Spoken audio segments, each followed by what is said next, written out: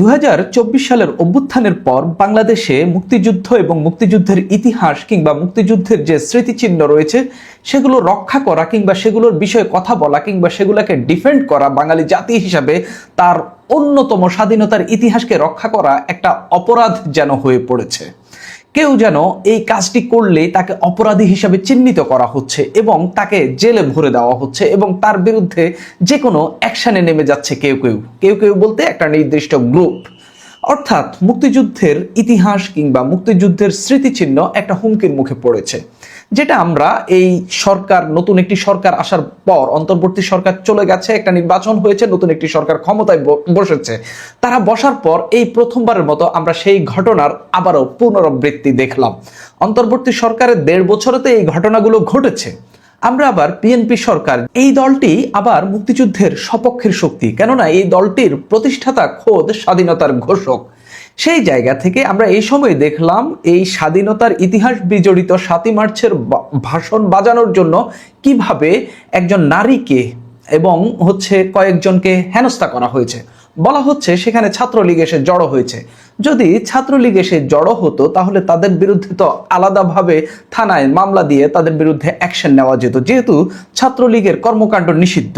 সেই জায়গা থেকে তারা যদি রাস্তায় জড়ো হয়, কোনো কর্মকাণ্ড পালন করতে যায়, সেক্ষেত্রে তাদের বিরুদ্ধে মামলা দেওয়া যেতে পারে কিংবা তাদের বিরুদ্ধে আইনের আশ্রয় নেওয়া যেতে পারে। কিন্তু আমরা দেখলাম আবারও মবের মতো করে এবং তাদেরকে হেনস্থা করে তাদেরকে থানায় ঢুকিয়ে দেওয়া হয়েছে এবং যে রিকশায় করে 7ই মার্চের ভাষণ বাজানো হচ্ছে সেই রিকশা সহ তাদেরকে থানায় ঢুকিয়ে দেওয়া হয়েছে।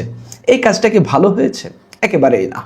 কিন্তু আপনি যদি ব্যাখ্যা করেন গত 1 বছরের বেশি সময় ধরে মুক্তিযুদ্ধের ইতিহাসকে যেভাবে আঘাত করা হচ্ছে, মুক্তিযুদ্ধের স্মৃতি বিজড়িত যে স্থানগুলো রয়েছে এবং যে ঘটনাগুলো ঘটেছে সেগুলোর তো কোনো বাস্তবিক প্র্যাকটিস তো আমরা দেখতে পাচ্ছি না। কিন্তু কেউ যদি করতে যায় তাকে কিভাবে ট্যাগিং করা হচ্ছে, তাকে কিভাবে অপদস্থ করা হচ্ছে, তার একটা সর্বশেষ নতিজা হইল এই যে তাসনিম আফরোজ ইমি সহ তার সহকর্মী বা সহযোদ্ধাদের উপর যে হামলাটা হয়েছে বা তাদেরকে যেভাবে হেনস্থা করে কারাগারে ঢুকিয়ে দেওয়া হয়েছে, ঠিক সেইটার মধ্য দিয়ে আবারও প্রমাণ হলো যে এই মুক্তিযুদ্ধের ইতিহাসের নিয়ে কথা বলা, মুক্তিযুদ্ধকে ধারণ করাটা আসলে অপরাধ। কিন্তু আপনি দেখতে পাবেন গত 1.5 বছর ধরে স্বাধীনতা বিরোধী শক্তি নানাভাবে চেষ্টা চালিয়েছে এই মুক্তিযুদ্ধের কথা যারা বলে তাদেরকে অপদস্থ কিংবা তাদেরকে শায়েস্তা করার জন্য। কিন্তু সেটা কি সম্ভব হয়েছে? আপনি যদি 75 পরবর্তী ঘটনাগুলো দেখেন, 75-এর 15ই আগস্ট বঙ্গবন্ধু শেখ মুজিবুর রহমান সপরিবার হত্যাকাণ্ডের শিকার হয়েছেন এবং এরপরে আওয়ামী লীগের ব্যাপক নেতাকর্মী, মুক্তিযোদ্ধা সহ অনেকে হত্যাকাণ্ডের শিকার হয়েছেন, যাদের অনেকে মুক্তিযুদ্ধের সংগঠক ছিলেন, মুক্তিযুদ্ধের নেতৃত্ব দিয়েছিলেন, কারাগারে হত্যাকাণ্ডের শিকার হয়েছিলেন অনেক নেতা। সেই জায়গা থেকে সে সময়ও চেষ্টা হয়েছিল যে স্বাধীনতার ইতিহাস মুছে ফেলার কিংবা স্বাধীনতার ইতিহাসকে কিভাবে দমিয়ে ফেলা যায়, কিভাবে এটাকে সাইড করে নতুনভাবে ওই যে স্বাধীনতা বিরোধী যে শক্তিটা ছিল তারা এগিয়ে যেতে পারে কিংবা তাদের উত্থান হইতে পারে, সেই চেষ্টা হয়েছিল। কিন্তু সম্ভব হয়েছে? আমরা দেখেছি সেটা কিভাবে তাদের সেই প্রজেক্ট একেবারে মাঠে মারা গেছে। অর্থাৎ এখনো যে চেষ্টা চালানো হচ্ছে সেটা সম্ভব হবে না। আমরা একটু দেখি যে আসলে কি ঘটেছে। রাজধানীর চানখারপুলে সাউন্ড বক্সে বঙ্গবন্ধু শেখ মুজিবুর রহমানের 7ই মার্চের ভাষণ বাজানোর অভিযোগে ঢাকা বিশ্ববিদ্যালয়ের এক শিক্ষার্থীকে আটক করে প্রতিবাদে শাহবাগ থানার সামনে মাইকে করে 7ই মার্চের ভাষণ বাজান ডাকসু নির্বাচনে প্রতিরোধ পর্ষদের ভিপি প্রার্থী শেখ তাসনিম আফরোজ ইমি। এই ঘটনার প্রতিবাদে শাহবাগ থানার সামনে অবস্থান নেয় ডাকসুর নেতা ও বিভিন্ন ছাত্র সংগঠনের নেতারা। কিছুক্ষণ পরে আরেকটি গ্রুপ সেখানে এসে বাধা দিতে চাইলে দুপক্ষের মধ্যে হাতাহাতি সৃষ্টি হয়। যারা ভাষণ বাজাতে না করেছিল তাদের সঙ্গে কথা বলা হলে তারা নিজেদেরকে সাধারণ জনতা বলে। এদেরকে শাহবাগ থানার সামনে থেকে আসতে দেখা যায় এবং পরবর্তীতে থানায় প্রবেশ করতে দেখা যায়। শেখ তাসনিম আফরোজ ইমি বলেন, মাইকে ভাষণ বাজানোর এক পর্যায়ে কিছু লোকজন শাহবাগ থানার সামনে এসে ভাষণ থামাতে বলেন, যা বাকবিতণ্ডায় রূপ নেয়। তিনি আরো বলেন, বিনা উস্কানিতে অসম যে হামলাটি করা হলো এটি অত্যন্ত ধিক্কারজনক এবং তাদের যে ইনসিকিউরিটি তা প্রমাণ করে যে ইতিহাসের সঠিক দিকে আছি। সেখানে উপস্থিত বাংলাদেশ ছাত্র ইউনিয়ন ঢাকা বিশ্ববিদ্যালয়ের সাধারণ সম্পাদক মাইনা আহমেদ বলেন, বাংলাদেশের জামাতবাদে কারো মুক্তিযুদ্ধ নিয়ে দ্বিধা দ্বন্দ্ব নেই। ছাত্রদল হোক, ছাত্রলীগ হোক, প্রত্যেকটা সংগঠনে এরা ঢুকে বসে আছে। তিনি আরো বলেন, শুধুমাত্র এই রাজাকারের বাচ্চারা বাদে মুক্তিযুদ্ধ স্বার্থ বিষয়ক যেসব গুরুত্বপূর্ণ ঘটনা সেসব নিয়ে কোনো বিরোধিতা নেই। এ সময় ঢাকা মেট্রোপলিটন পুলিশের রমনা জোনের ডিসি মাসুদ আলম বলেন, তারাবির নামাজের সময় এখানে এসে মাইক বাজানো এটা সম্পূর্ণ উদ্দেশ্যমূলক, এটা মব তৈরি করার চেষ্টা। পরবর্তীতে 10:15 জাতীয় ছাত্র শক্তির ঢাকা বিশ্ববিদ্যালয় শাখা নেতাকর্মীরা সেখানে উপস্থিত হয়ে ভাষণ বাজানোর বিরুদ্ধে স্লোগান দেন এবং বক্তব্য দেন। ছাত্র শক্তির ঢাকা বিশ্ববিদ্যালয়ের আহ্বায়ক কমিটির মুদাসসির চৌধুরী বলেন, আজ বিকেলে যাকে আটক করা হয়েছে তাকে 7ই মার্চের ভাষণ বাজানোর জন্য আটক করা হয়নি, সে নিষিদ্ধ ঘোষিত ছাত্রলীগের সঙ্গে জড়িত। তিনি আরো বলেন, আজ যারা তাকে মুক্তিযুদ্ধের আড়ালে 7ই মার্চের আড়ালে ছাত্রলীগকে পুনর্বাসনের চেষ্টা করছে তাদের বিরুদ্ধে ব্যবস্থা নিতে হবে। পরবর্তীতে সেখানে ডাকসু নেতারা যেমন সাহিত্য সম্পাদক মোসাদ্দেক ইবনে আলী মোহাম্মদ এবং সমাজ সেবা সম্পাদক এবি জুবাইর উপস্থিত হন, তারাও ভাষণ বাজানোর বিরুদ্ধে অবস্থান নেন।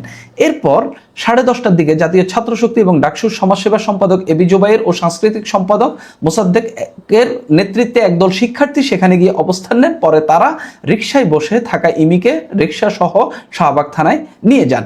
সংবাদ মাধ্যমে প্রকাশিত ভিডিওতে দেখা যায় মোসাদ্দেক রিকশার প্যাডেল ধরে রিকশাটি থানার ভিতরে নিয়ে যাচ্ছেন। এরপর রাত 11:15টার দিকে ঢাকা বিশ্ববিদ্যালয় 2020-21 সেশনের শিক্ষার্থী আল মামুনকে ছাত্রলীগ বলে অভিযোগ তুলে ধরে ছাত্র শক্তির নেতাকর্মীরা এবং আরো কিছু উপস্থিত নেতাকর্মীরা এই দাবি জানান যে তিনি ছাত্রলীগের নেতা। সেখানে এক পর্যায়ে ইমির সঙ্গে থাকা আল মামুনের বিরুদ্ধে ছাত্রলীগের সঙ্গে সম্পৃক্ততার অভিযোগ তুলে তাকে মেরে প্রথমে শাহবাগ থানা থেকে বের করে দেওয়া হয়, পরে আবার আল মামুনকে টেনে হিস্ট্রে থানার ভেতরে নিয়ে যাওয়া হয়। পুরো সময় ইমি মামুনকে রক্ষা করার চেষ্টা করেছিলেন। এই সময় পেছন থেকে একজন ইমির চুল টেনে ধরেন। পরবর্তীতে তারা ইমি ও আল মামুনকে শাহবাগ থানায় সোপর্দ করেন। এই যে নিউজটি পড়ছিলাম, এই নিউজের মানুষের রিয়াকশন রয়েছে, আমি ব্যাপক মানুষের রিয়াকশন দেখছি। একজন বলছিলেন 7ই মার্চের ভাষণকে নিষিদ্ধ করার অর্থ হলো বাংলাদেশকে নিষিদ্ধ করা। 7ই মার্চের ভাষণ নিষিদ্ধ নয়, তবে এক অলিখিত কারণে যেন এটি নিষিদ্ধ, কেউ যেন এটা বলতে পারে না, কেউ 7ই মার্চের ভাষণ মুখে উচ্চারণ করতে পারে না, কেউ কোথাও বাজাতে পারে না। যার কারণে আমরা দেখেছি যারাই বাজিয়েছে তাদেরকে কিভাবে অপদস্থ করা হয়েছে, তাদেরকে কিভাবে অপমান করা হয়েছে, তাদেরকে কিভাবে কারাগারে ঢুকিয়ে দেওয়া হয়েছে। আরেকজন বলছেন এই ভাষণ তো নিষিদ্ধ নয়, তবে এই ভাষণ শুনলে হয়তোবা স্বাধীনতা বিরোধীদের ঘাত্রদাহের সৃষ্টি হয়, এজন্য বাধা দিচ্ছে তারা, বিষয়টি দুঃখজনক। আরেকজন বলছেন 7ই মার্চের ভাষণীয় সমস্যা, এই ডাকসুর ছেলেরা মনে হয় এই দেশের নয়। অর্থাৎ ঘটনাটা আপনি বোঝেন, ইমি সহ কয়েকজন ঘোষণা দিলেন তারা এই 7ই মার্চে এই বিশেষ দিনে বঙ্গবন্ধুর সেই ঐতিহাসিক ভাষণটি বাজাবেন। তারপরে তারা চানকার ফুল থেকে সেটা বাজানো শুরু করলেন। পরবর্তীতে সেখান থেকে যখন একজনকে আটক করে নিয়ে আসা হলো, তারা প্রতিবাদ স্বরূপ শাহবাগ থানায় এসে সেটা বাজালেন। থানার সামনে অবশ্যই এটা বাজানো গহিত একটা কাজ, কিন্তু আবার পাশাপাশি ডিসি মাসুদ বলছেন যে তখন তারাবির নামাজ চলছিল, অর্থাৎ সেই সময় তাদেরকে সংযত থাকা দরকার ছিল, তারা ভিন্নভাবে এটার প্রতিবাদ জানাতে পারতেন। এবং বিশেষ করে ওই ছেলেটি যদি ছাত্রলীগের নেতা হয়ে থাকেন তার বিরুদ্ধেও ভিন্নভাবে অ্যাকশন নেওয়া যেত।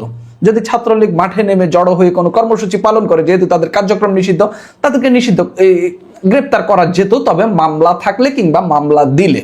কিন্তু আমরা দেখলাম কি সেখান থেকে নিয়ম বহির্ভূতভাবে একজনকে তুলে নিয়ে এসে তাকে কারাগারে ঢুকালো। তখন যারা প্রতিবাদ জানাতে এসে থানার সামনে আবার ভাষণ বাজানো শুরু করলো, তখন তাদেরকে এসে সবাই মিলে অপদস্থ করলো। এই যে মানুষ বলা বলি করছেন 7ই মার্চের ভাষণের সমস্যা, রাজাকারের বা যারা রাজাকারের দলের সমর্থক তাদের ঘাত্রদাহ হয়, এবং এটা আমরা দেখতে পাচ্ছি যে 7ই মার্চের ভাষণ কিংবা মুক্তিযুদ্ধের ইতিহাস বিজড়িত যে ঘটনাগুলো, সেগুলোকে আসলে এই সময় প্রমোট করা হচ্ছে না। প্রমোট তো দূরে থাক, কেউ যদি সেটা নিয়ে কথা বলতে যায়, কেউ যদি সেটা বাজাতে যায়, কেউ যদি সেই দিবসটি পালন করতে যায়, তাদেরকে কিভাবে ফ্যাসিবাদের দোসর, আওয়ামী লীগের দোসর বা আওয়ামী লীগ ট্যাগ দিয়ে কিভাবে অপদস্থ করা হয়। এই ইমি কখনোই আওয়ামী লীগ করতো না। আমরা দেখেছি, আমি নিজে দেখেছি এই ইমি আওয়ামী লীগের বিরুদ্ধে, ছাত্রলীগের বিরুদ্ধে কিভাবে লড়াই করেছেন। তিনি বাম রাজনীতি করেন এবং তিনি প্রতিরোধ পর্ষদ থেকে বাম ঘরানার যে প্যানেল ডাকসু নির্বাচনে হয়েছিল সেখান থেকে তিনি নির্বাচন করেছিলেন, যে প্যানেল থেকে মেঘমাল্লার বসু জিএস পদে নির্বাচন করেছিলেন, সেই প্যানেল থেকেই তিনি সহসভাপতি পদে নির্বাচন করেছিলেন, ভিপি পদে নির্বাচন করেছিলেন। অর্থাৎ তাকে এখন আওয়ামী লীগ ট্যাগ দেওয়া হচ্ছে, তাকে এখন ছাত্রলীগ ট্যাগ দেওয়া হচ্ছে, তাকে সরাসরি বলা হচ্ছে ছাত্রলীগের নেত্রী। তিনিও পাল্টা জবাব দিয়েছেন, তাদেরকে রাজাকারের বাচ্চা বলছেন, সেখানে যে বাকবিতণ্ডার ভিডিও ছড়িয়ে পড়েছে। তবে আপনি যদি দেখেন আমরা কিন্তু বিভাজিত হচ্ছি, আমাদেরকে বিভাজিত করা হচ্ছে। এর দায় আমি সম্পূর্ণভাবে বিগত যে সরকারটি গেল তাদেরকে দেব। আওয়ামী লীগের তো অনেক দোষ, আওয়ামী লীগকে আমরা হটিয়ে দিয়েছি, কিন্তু বিগত সরকার এই বিভাজনগুলো টিকিয়ে রেখেছে। বিশেষ করে আমাদের অভ্যুত্থান যারা করেছেন তারা এই বিভাজনটা টিকিয়ে রেখেছেন, তারা এই বিভাজন হতে দিয়েছেন, এবং বাংলাদেশের মুক্তিযুদ্ধের পক্ষের শক্তি এবং মুক্তিযুদ্ধের বিপক্ষের শক্তি সম্পূর্ণ আলাদা হয়ে গেছে এবং এরা একে অপরের বিরুদ্ধে মারমুখী অবস্থানে পৌঁছেছে। কিন্তু আপনি নেপালের দিকে তাকান, অভ্যুত্থানের পরেও যেই সরকারের পতন হয়েছিল সেই কমিউনিস্ট পার্টিকে এই 6 মাসের পরে যে নির্বাচন হয়েছে নেপালে, সেই নির্বাচনে অংশগ্রহণ করতে দেওয়া হয়েছে। নির্বাচনে তাদের ভরাডুবি হয়েছে এবং যারা অভ্যুত্থান করেছেন সেই তরুণদের জয় জয়কার অবস্থা। সেই তরুণরা সরকার গঠন করতে যাচ্ছে। আর আমাদের তরুণ এবি জুবাইর কিংবা এই যে মোসাদ্দেক ডাকসুর নেতা, তারাও বলতে পারেন তারা অভ্যুত্থানের ফসল হিসাবে ডাকসুর নেতা হয়েছেন, ডাকসুতে নির্বাচিত হয়েছেন, আমিও সেটা মানি। কিন্তু জনমত জরিপ করেন, মানুষ আপনাদেরকে কতটুকু পছন্দ করে। শিবির বাদ দিলে কিংবা শিবিরের প্রক্সি টিমগুলো বাদ দিলে আপনি দেখেন আপনাকে কত মানুষ পছন্দ করে। শুধুমাত্র ইতিহাসের বিরোধিতা করা, মুক্তিযুদ্ধের বিরোধিতা করা, যেখানে সেখানে মব করে যে কোনো ফাত্রা টাইপের বক্তব্য দেওয়ার জন্য আপনাদেরকে মানুষ ব্যাপক আকারে অপছন্দ করছে। অথচ আপনারা অভ্যুত্থানের অন্যতম শক্তি, অন্যতম ফিগার ছিলেন, কিন্তু আপনারা আপনাদের মর্যাদা ধরে রাখতে পারেননি। আপনারা মুক্তিযুদ্ধের ইতিহাসকে বুলুণ্ঠিত করে বা এটাতে সাইড করে অন্য ধরনের একটা ইতিহাস সামনে নিয়ে আসতে চাচ্ছেন। যারা এই মুক্তিযুদ্ধের কথা বলছে তাদেরকে ফ্যাসিবাদী ট্যাগ দিচ্ছেন, তাদেরকে আওয়ামী লীগের দোসর বলছেন। হয়তো এই ভিডিও যদি ছড়িয়ে পড়ে আমাকেও আওয়ামী লীগের দোসর বলবেন, ট্যাগ দেবেন, কিন্তু আমি আমার ইতিহাস, আমি আমার স্বাধীনতা, আমি আমার মুক্তিযুদ্ধ ভুলতে পারবো না, কিংবা এটাকে আড়াল করে কিংবা এটাকে এক্সাইট করতে পারবো না। আমি যতগুলো দিবস আসবে আমি পালন করব অন্য সবার মতো, অন্য যারা পালন করতে চায়। বাংলাদেশে এখনো মুক্তিযুদ্ধের সপক্ষের শক্তিটাই বড়। আমি এটাকে শক্তি না বলে যদি জনবল বলি, মুক্তিযুদ্ধের পক্ষে থাকা মানুষের সংখ্যাই বেশি। আপনি এতগুলো গলা দাবায়ে রাখতে পারবেন না, আপনি এতগুলো মানুষকে দাবায়ে রাখতে পারবেন না, আপনি এতগুলো মানুষকে তাদেরকে এই মুক্তিযুদ্ধের বিপক্ষের যে শক্তি সেই শক্তির দিকে নিয়ে যেতে পারবেন না। অর্থাৎ এই মুক্তিযুদ্ধ এবং 24কে মুখোমুখি দাঁড় করাবেন না। 7ই মার্চের ভাষণ ব্যান, বঙ্গবন্ধুর সেই কালজয়ী 7ই মার্চের ভাষণ, যেটা 1971 সালের 7ই মার্চ দিয়েছিল, যেটা এখন আপনার হেরিটেজ একটা বিষয় আছে, রিকগনাইজেশন করছে সারা ওয়ার্ল্ড 7ই মার্চের ভাষণটাকে। এবং আমি এর আগের একটা ভিডিওতে আপনাদেরকে বলেছিলাম যে পৃথিবীর বিখ্যাত ইতিহাসবিদ ব্রিটেনের তার যে বই, যেটাকে এখন পৃথিবীতে সবাই, সমস্ত রাজনীতিবিদ, সমস্ত পৃথিবীর সমস্ত দেশের সমস্ত রাজনীতি এইটাকে একটা বই না শুধু ইতিহাস বলে গণ্য করে, সেই বইয়ের যে 41টা ভাষণ, যে 41টা ভাষণকে বলা হয়েছে পৃথিবীরই বিখ্যাত ভাষণ, সেইখানে বঙ্গবন্ধুর এই ভাষণ আপনার মর্যাদা পেয়েছে। এবং 10টা বেস্ট ভাষণের মধ্যে 9 নম্বর ভাষণটাও 7ই মার্চের ভাষণ। সেই ভাষণটাই আজকে ব্যান্ড, কোথাও বাজানো যাবে না। আপনারা দেখেছেন যে ঢাকা ইউনিভার্সিটির একটা ছেলেকে কিভাবে মেরে থানায় দেওয়া হয়েছে, কারণ কি সে ভাষণটা বাজিয়েছিল। সাভার থানার ওসি তিনি বলেছেন যে এই ভাষণ তো নিষিদ্ধ। এখন আমার কথা হচ্ছে যে ভাষণটা নিষিদ্ধ কে বললো? নিষিদ্ধ তো একমাত্র ছাত্রলীগ, নিষিদ্ধ তো আর কেউ না। নিষিদ্ধ ছাত্রলীগ, আওয়ামী লীগের রাজনৈতিক কর্মকাণ্ড নিষিদ্ধ, কিন্তু ভাষণ কি নিষিদ্ধ? শেখ মুজিবুর রহমানকে নিষিদ্ধ করেছে বাংলাদেশে, শেখ মুজিবুর রহমানকে নিষিদ্ধ করা হয়েছে, তাহলে ওনার ভাষণ নিষিদ্ধ হবে কেন? আর নিষিদ্ধ তো এরকম অনেক কিছু আছে পৃথিবীতে, না? 3X মুভিগুলো নিষিদ্ধ, গুলো চলে না বাংলাদেশে?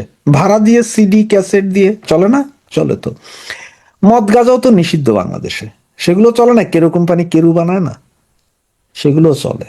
কিন্তু বঙ্গবন্ধুর স্বাধীনতার 7ই মার্চের সে ভাষণ নিষিদ্ধ। তার কারণ কি জানেন? এই ভাষণ যেদিন দিয়েছিলেন সেদিন থেকেই পাকিজারজদের বুকে আতঙ্ক সৃষ্টি হয়ে গেছিল। এই ভাষণের কারণে যে পাকিস্তান দুটুকরো হয়েছে, এটা পাকিজারজরা এখনো সহ্য করতে পারে না। আর সে পাকিজারজদের নাতিপুতি এরাও সহ্য করতে পারতেছে না, যার কারণে এই অবস্থা। আপনাদেরকে বারবার বলেছিলাম, এই 12ই ফেব্রুয়ারির ইলেকশনের দিন সারা দিন আমরা চিল্লাইছিলাম, তার আগের দিন সারা রাত ছিলাম আপনাদের সাথে। ইলেকশনের পরও বারবার বলেছিলাম যে ভাই ক্ষমতায় বিএনপি আসছে, আপনারা আসেন নাই।